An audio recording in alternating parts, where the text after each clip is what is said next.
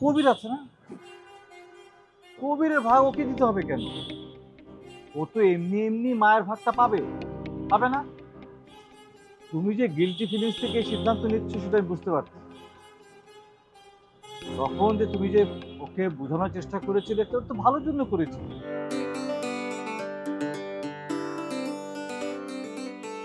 ভাইজান, একা একা এত রাতে তুমি কি করছো এখানে?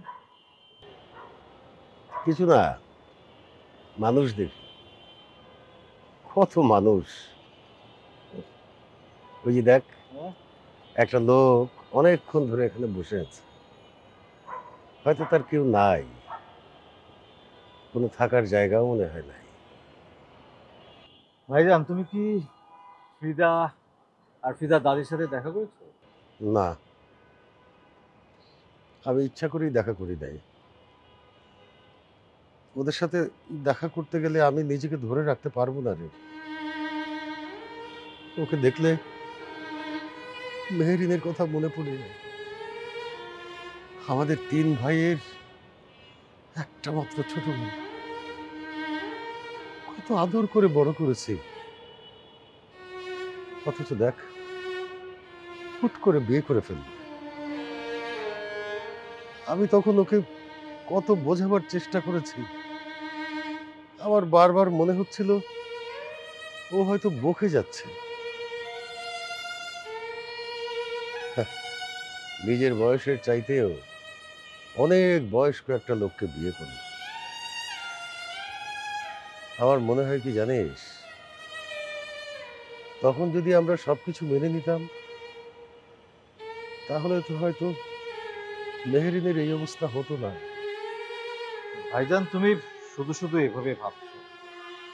মৃত্যু তো আমরা ঠেকিয়ে রাখতে পারতাম না। তুই আমাকে এখন যতভাবেই বোঝাস না কেন, আমি বুঝবো না রে। মেহেরিনের জন্য আমার অনেক কষ্ট হয় রে। ওইটুকু একটা বাচ্চা মেয়ে, দেখ তার এখন কত বড় একটা মেয়ে হয়েছে। ওকে দেখলে আমার শুধু মেহেরিনের কথাই মনে হয়। ও কিন্তু দেখতে একদম মেহরিনের মতোই হয়েছে। দেখিস, ফ্রিদা আর ফ্রিদার দাদির যেন কোনো অযত্ন না হয়, তারা যেন কোনো কিছুর অভাব বোধ করতে না পারে। আমি কি ভাবছি জানিস, কি ভাইজান?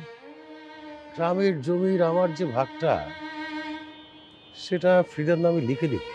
তুমি তো কি বললা ভাইজান? কবির আছে না? কবিরের ভাগ ওকে দিতে হবে কেন? ও তো এমনি এমনি মায়ের ভাগটা পাবে, পাবে না? তুমি যে গিলটি ফিলিংস থেকে এই সিদ্ধান্ত নিচ্ছ সেটা আমি বুঝতে পারছি। তখন যে তুমি যে ওকে বোঝানোর চেষ্টা করেছিলে তোর তো ভালোর জন্য করেছিলে, তাই না? আমরা হয়তো ওর ভালোবাসা টানটা ঠিক মতো বুঝতে পারি। আর ওই ওই সিচুয়েশনে মেহরিনও আমাদের বুঝতে পারেনি আমরা যে ওকে কি পরিমাণ ভালোবাসতাম, আদর করতাম। আমাদের বড়দেরই আসলে বোঝা উচিত ছিল। আর তুই কবিরের ভাগের কথা বলছিস? কবির এখন যথেষ্ট বড় হয়েছে, ম্যাচিউর হয়েছে, নিজের ক্যারিয়ার, নিজের সম্পদ নিজেই গড়ে নেবে।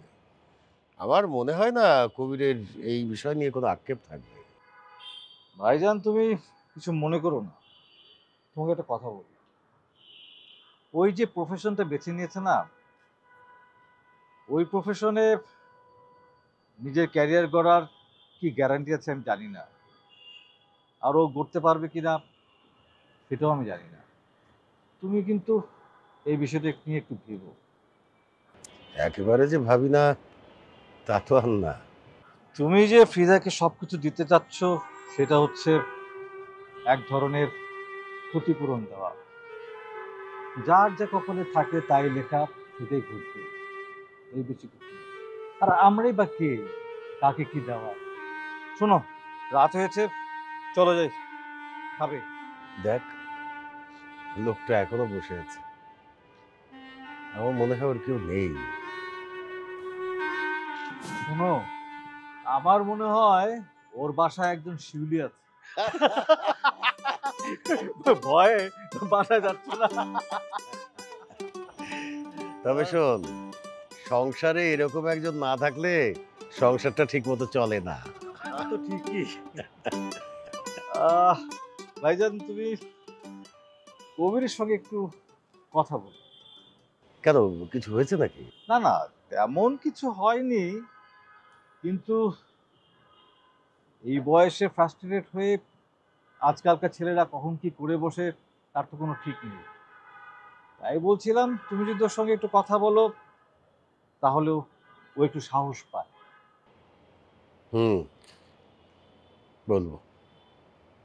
আচ্ছা ঠিক আছে, আমি যাই, তাড়াতাড়ি আসো, খিদে লেগেছে। তুই যা, আমি একটু পরে আসি। আচ্ছা ঠিক আছে, এসো তাড়াতাড়ি এসো। যা, আমি আসতেছি। ঠিক আছে ভাই, তাড়াতাড়ি এসো।